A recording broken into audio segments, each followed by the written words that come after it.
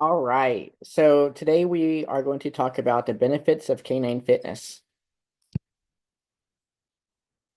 So what we're looking to cover today, I will go over the physical aspects of canine fitness, the impact fitness has on behavior, and integrating fitness into your own dog's life. So three chapters here that we're looking to cover. It's going to go by pretty fast, but there's some sciencey stuff in here.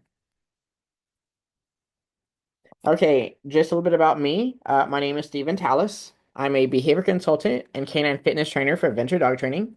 I've earned my canine strength and conditioning certification at North Carolina State College of Veterinary Medicine. I'm a graduate of the advanced fitness courses at Companion Animal Science Institute. And I'm also a proud setter. So just so you know, I have a lot of words written down in this webinar. I'll be reading about 95% of them. It's my way of being as clear as I can on this webinar. And just on y'all's end, y'all can just take it as a form of subtitles. Okay. So, what is canine fitness? So, canine fitness refers to the physical health and well-being of dogs.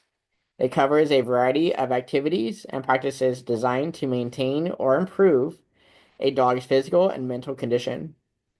There are various ways to approach fitness, including weight loss management, performance-based, or improving general well-being.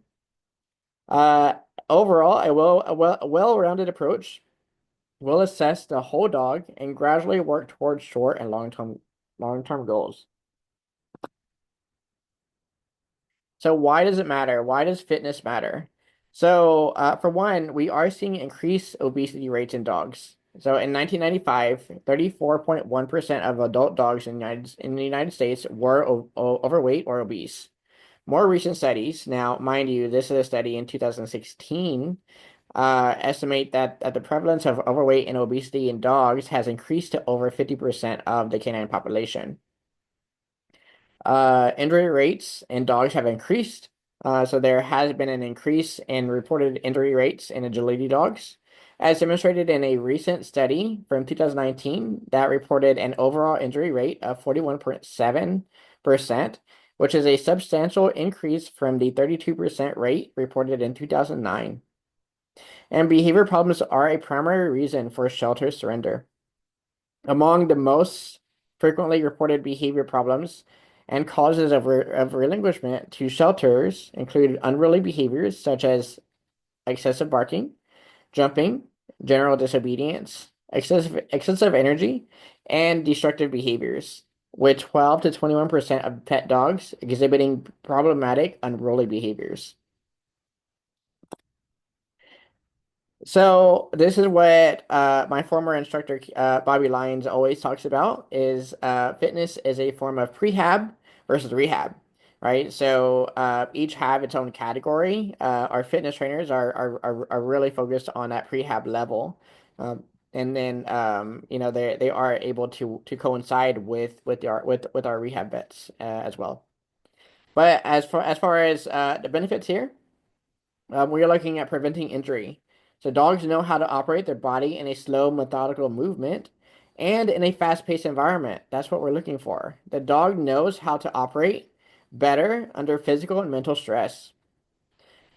Two, getting a dog to use their body better. So fitness teaches dogs to use their entire body effectively and efficiently. This can further be known as body and limb awareness, creating a higher chance of recovering from an injury faster.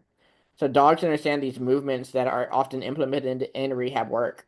They learn these moves when they are strong and healthy. So we are already working with them pre-rehab before they get injured. So whenever they do go into that, they're like I know this. Weight control and management. So consistent physical activity keeps the body working. So fitness training can aid in weight loss. And conditioning helps achieve homeostasis. So conditioning helps maximize each system in a dog's body. So the body has the nutrients, oxygen, and drive to participate in everyday activities and sporting activities. So whenever it comes to fitness training, one critical thing we're focused on is how is the dog's form. So how are they holding their body? Are they holding their body in a neutral position? Are they properly loading the rear and the front efficiently? And are their feet aligned? We want to kind of assess them in a standing position, in a sitting position, and in a down position.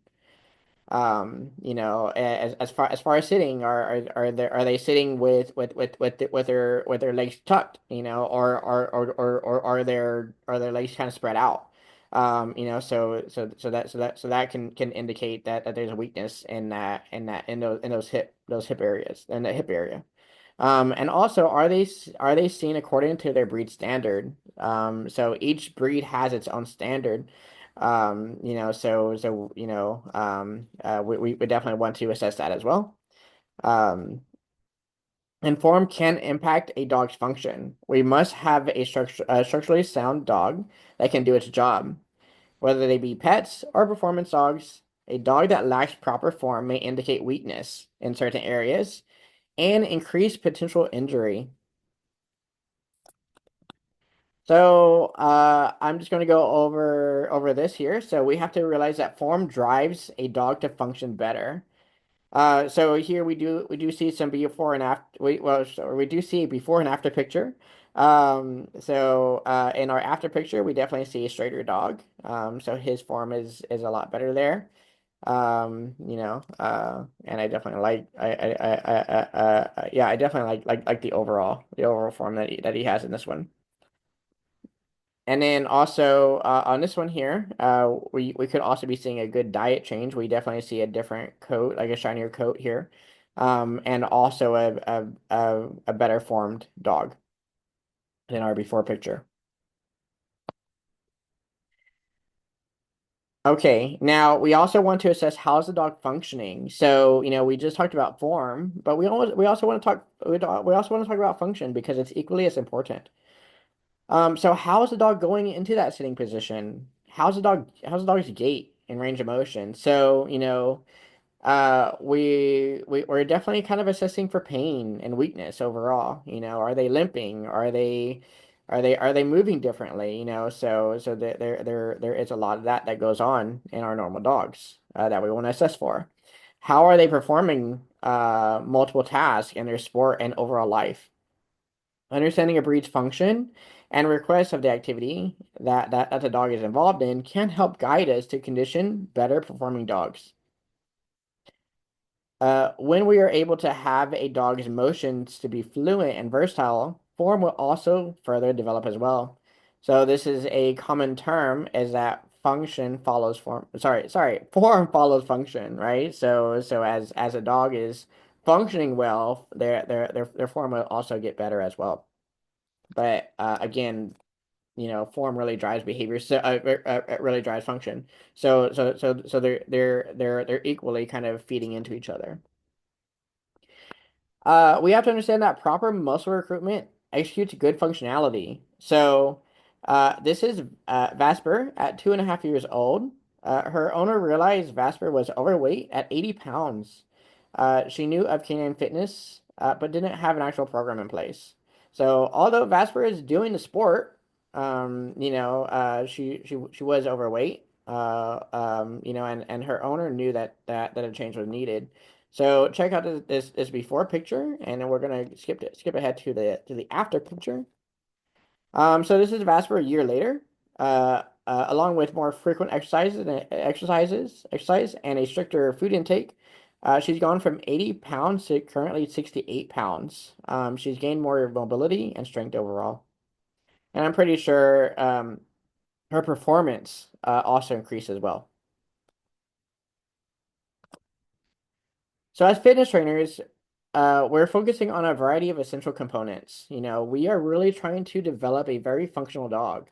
And in any area, stage of life, age of life, these are important. So whenever it comes to the benefits, we are looking at, looking at balance, coordination, speed, collection, strength, power, stamina, endurance, flexibility, mobility, and proprioception. So, in our layman kind of views, we kind of categorize these together, say like stamina is the same thing as endurance, or strength is the same thing as power.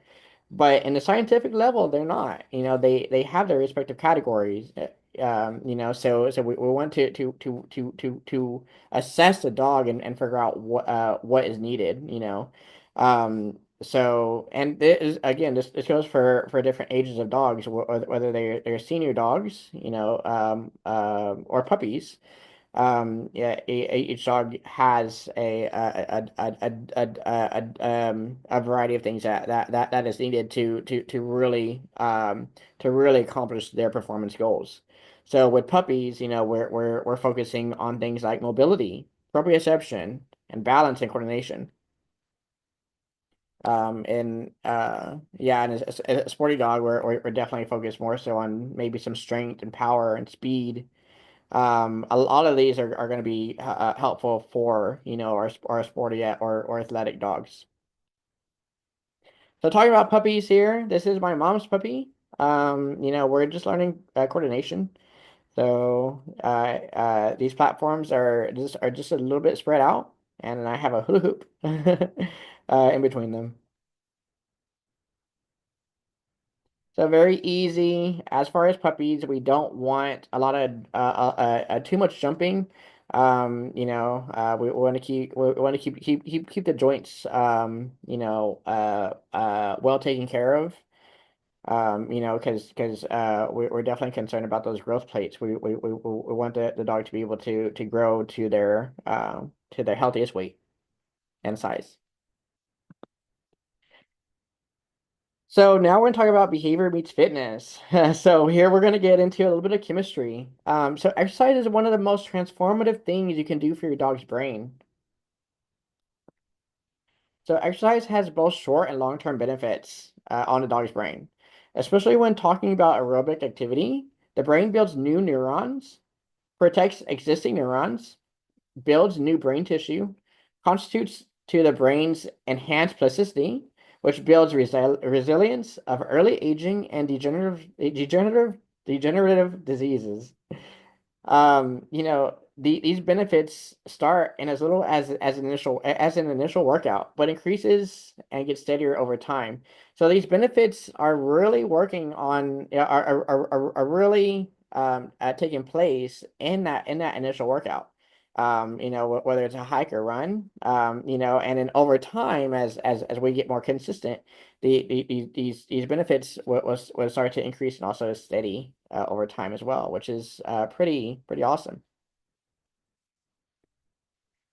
Now, when looking at the chemical aspects of the benefits of exercise that has on the body, we see an increased level of neurotransmitters like serotonin, dopamine, and neuroadrenaline, right? So these are mood regulating neurotransmitters. So when we're talking about dopamine, we're looking at, the spark of pleasure and motivation. So this is the fun one. Neuroadrenaline, that's the energy booster. So that's the one that's going to keep them active. Um, and serotonin is a mood stabilizer. So think of this one as a wellness one. So it stabilizes the mood, it stabilizes appetite. Whenever a dog is exercising whenever a dog is exercising, these mood regulating transmitters are firing off as well. So let's talk about the benefits that exercise has on stress. So this is one of the things I'm most excited about. So one of the biggest factors in dog behavior is a buildup of stress. And coming from a behavior background, stress is really big in so many dogs. Stress can be exhibited by excessive licking, aggression, freezing when performing, anorexia, excessive shedding, escaping, etc. There have been consistent findings that people report feeling calmer after 20 to 30 minute bout of aerobic exercise. and the calming effects can last for several hours after exercise. So this is where that common term is a tired dog is a good dog, right? Now it's not always true, and there are exceptions there. But it is interesting to know that these effects do last hours afterwards, right? So recently there has been an increased amount of research on the role of mind-body type of exercises such as yoga or Tai Chi, which I always categorize our core fitness is like yoga and Tai Chi. So before getting into the athletic sporty stuff, we're definitely starting on kind of a more moderate to low level like yoga and Tai Chi. And the further we get into reading study after study when it comes to brain development and exercise, we can conclude the following. Exercise has the ability to change the brain's anatomy and physiology. So thinking about this a little bit in depth here is the brain is literally changing its form and function, right? So that's pretty awesome. Exercise can improve learning, increase long-term memory, and supports critical thinking skills. Exercise can relax the nervous system. It can have a direct influence on decreasing fear-based behaviors, which is what the graph is showing over here as well, which is interesting. Exercise can enhance mood, and it can build resilience of early aging and degenerative diseases. So we have to understand that your dog has individual needs. So this particular slide here, although I think it's great for all dogs, I do like it for our reactive dogs, because it does really talk about dog stress, and how to implement exercise with this as well. So individual differences and preferences are important to keep in mind. Now, a cookie cutter approach should be avoided when exercising your dog. So this is not me telling you that a 3 mile run is going to help every single dog. In fact, it could make it worse. So we got to be very careful about cookie cutter stuff.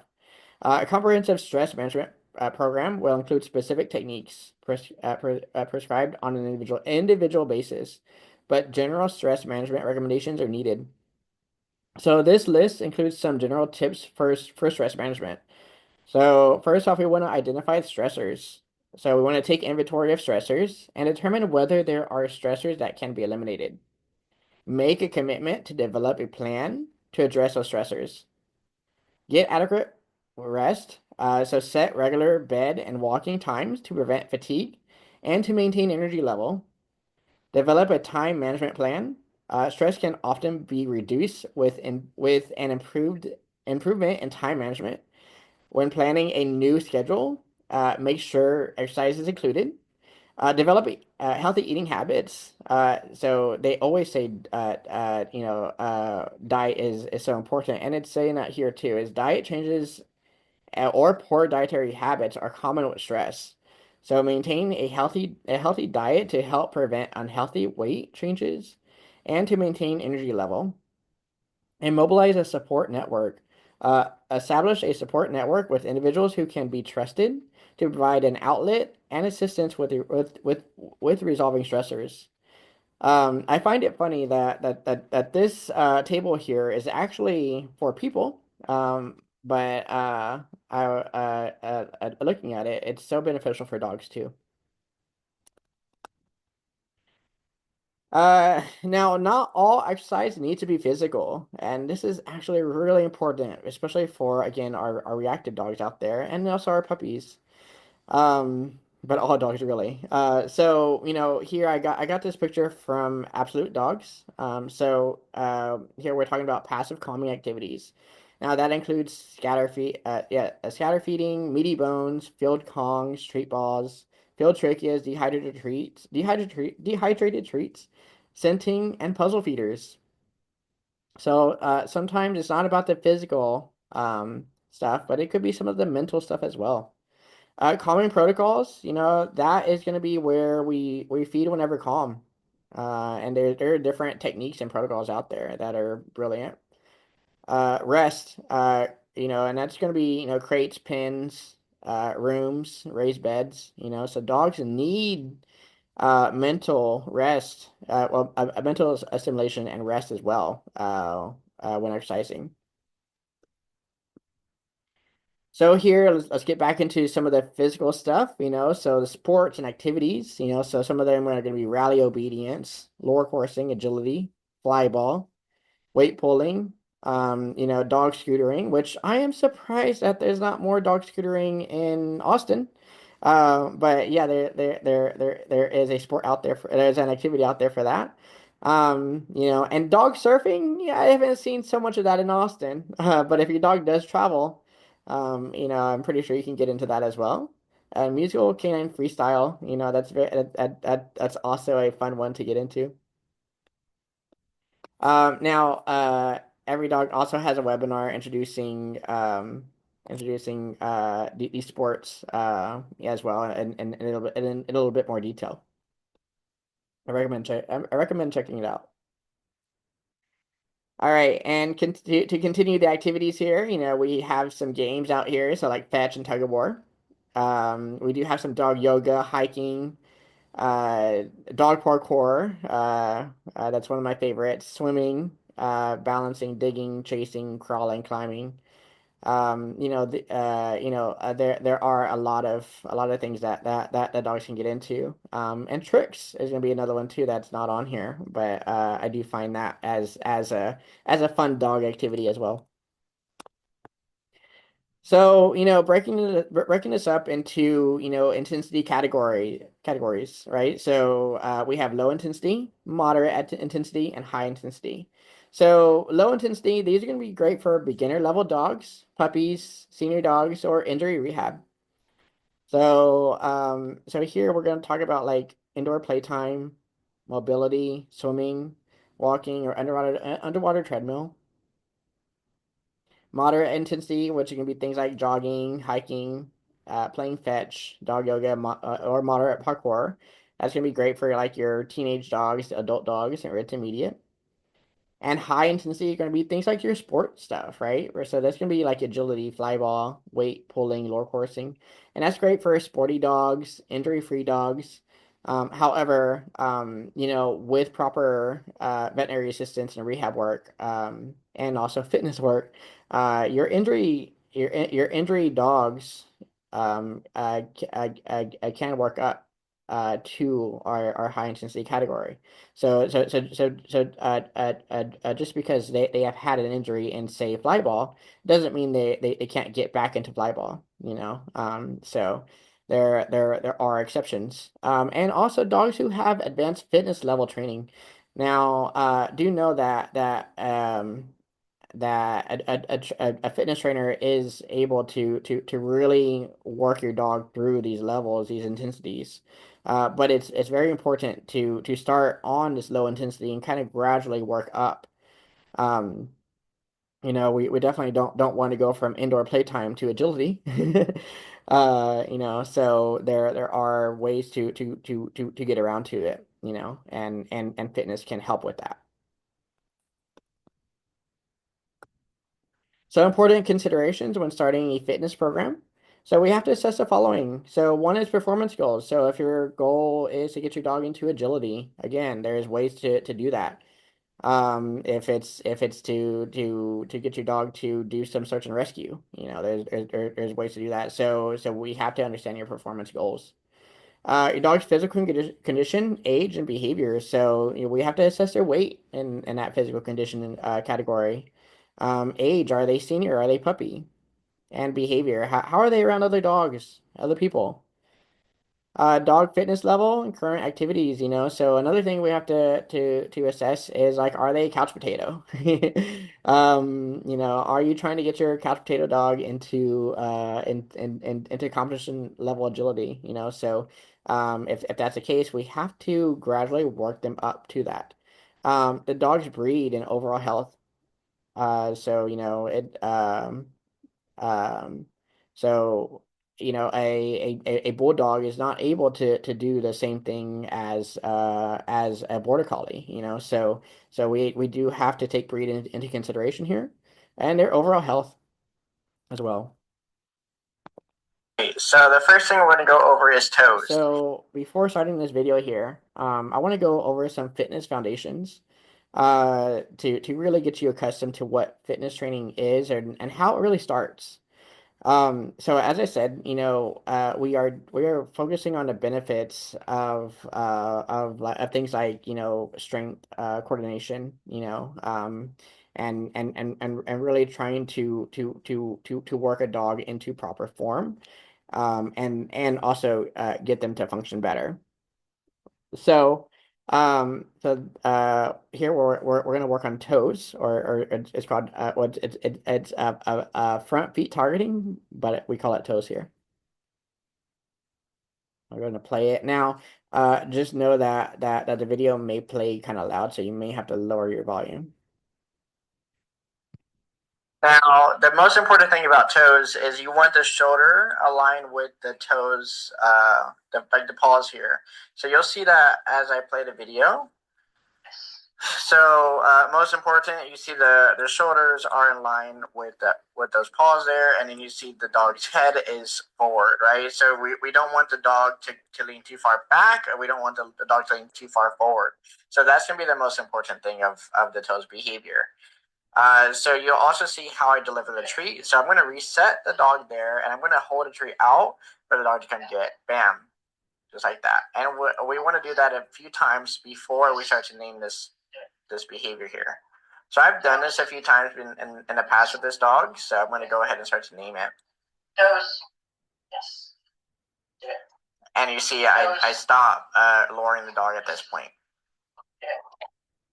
That's going to be the most important. Now, as you continue here, you're going to want to kind of scoot back to make sure the dog is stopping on their own to really do this.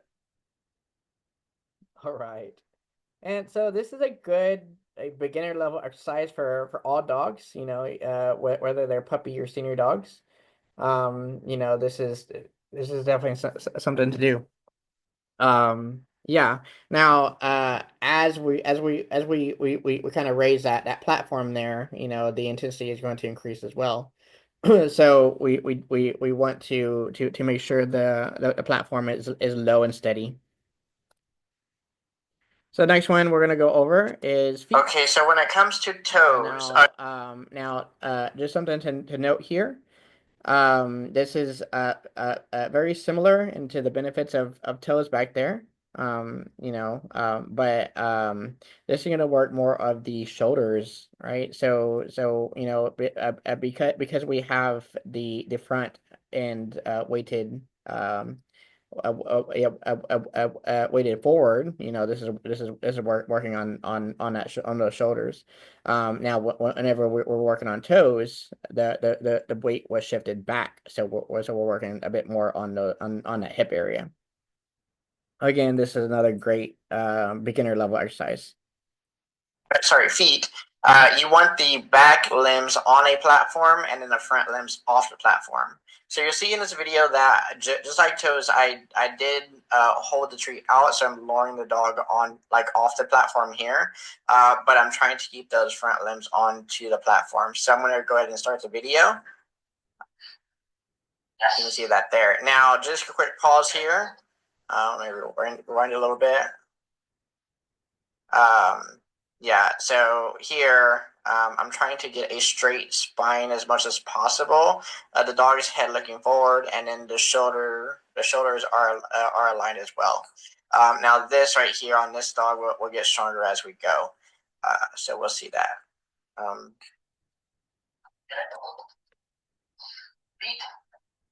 Here I started naming the behavior already because we have had some history of doing this already.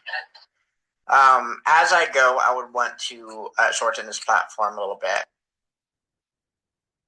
Awesome. So I really focus on, form here. However, if you just want to focus on a behavior itself, even that is good, right? So if dog is just able to get their correct feet onto that platform and their correct feet off of that platform, That's really what matters initially. And then you can kind of clean up the form afterwards. Another kind of foundational one that I'm going to talk about is four. All right, and so this is going to be putting the front and back feet onto the platform. Uh, All right. so you'll see that here. Now, the benefits here, we definitely see it is another foundational behavior that does lead to a variety of other exercises. Increases proprioception, coordination, and strengthens the spine, core, and shoulders and hips. So think of this as kind of a type of plank in a way. So here we are going to go over the behavior four. So now this one, we want the dog's front limbs on that front platform there, and then the back limbs on that back platform. So this is going to really work on structure. You will see some errors going on that we are working through. But I will go ahead and pause it whenever I find a good place to talk here. Okay, so around this part here, I will pause. Now, just some things to note here. We do see the front limbs are aligned, so this is very important here. They're aligned as much as possible for this beginner dog. The back limbs, we want it stretched. We want them stretched out a little bit there. Now, if the back limbs are too far in, then it's going to create a curvature in the spine. If they're too far out, it's going to also affect the spine as well. So we want just enough to where the hocks are a bit behind the dog there. We do want that straight spine there, so that's what's called a level spine. And then we do want the dog's head to be as straight as possible as well.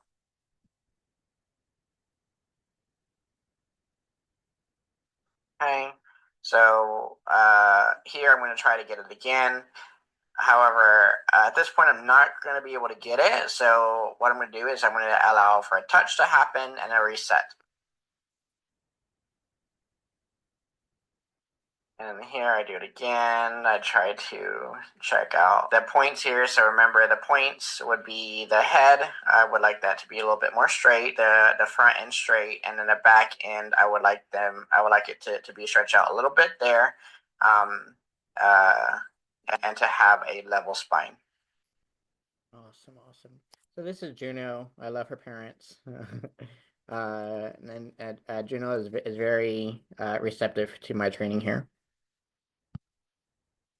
All right. All right. So Okay, so the next thing we're going to talk about is rear sidestepping. Now, I wanted to kind of put some intermediate level fitness training here as well to kind of show you a little bit more advanced training. Now, the benefits here is, it definitely strengthens the hip adductors and abductor muscles. So, here we want the limbs to go out from the midline and towards the midline, out and in, out and in. This also increases coordination as well. So we do have that ladder here to help with that. And this is again, this is an intermediate level behavior. It's a very common joke that dogs don't really know they have back legs because most of their weight is in their front, so they're always driving with that front end. It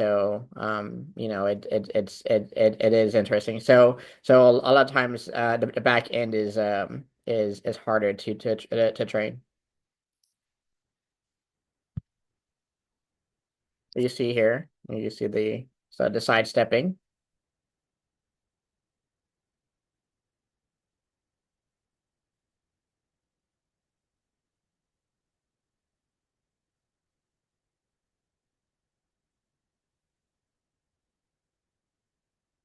Cool.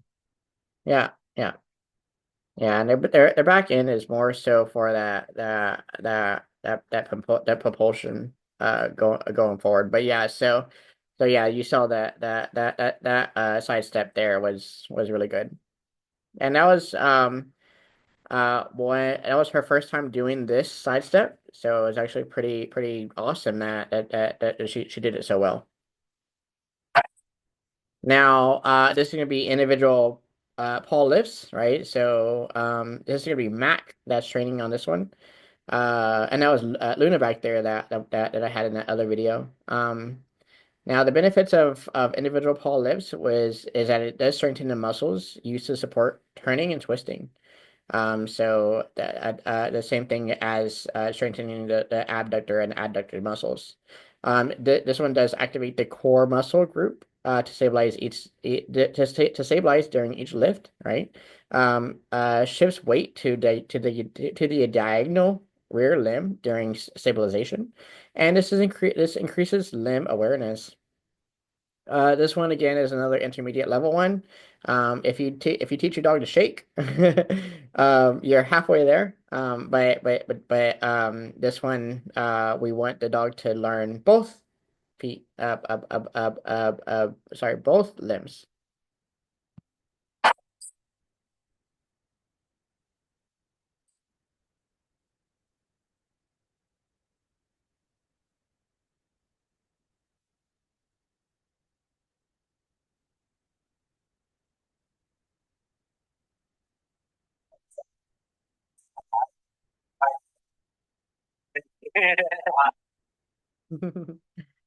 All right, pretty awesome. Okay, now one last important benefit to canine fitness training that is often overlooked is the ability to connect. So, on a foundational level, canine fitness establishes a bond with you and your dog, and meet your dog where they're at. So you are your dog's gym partner. Canine fitness doesn't have to take place outside. It can be implemented in your home, in your backyard, or on a hike. So, this is Kimberly with her foster dog Ike. And she's doing four on two stumps outside on a hike. Now, Kimberly is a fitness colleague of mine down in I think St. Louis or up in St. Louis. And Ike here has lost about 30 pounds since this video. So fitness training does miracles for dogs. But as I was saying, you don't have to take your dog out to do this, right? So you want to meet your dog where they're at and where they're comfortable at, right? So if it's in home, because they are because they're seniors or puppies or even reactive dogs, there are ways to implement fitness training, inside in your backyard. A lot of times I bring over fitness equipment and I turn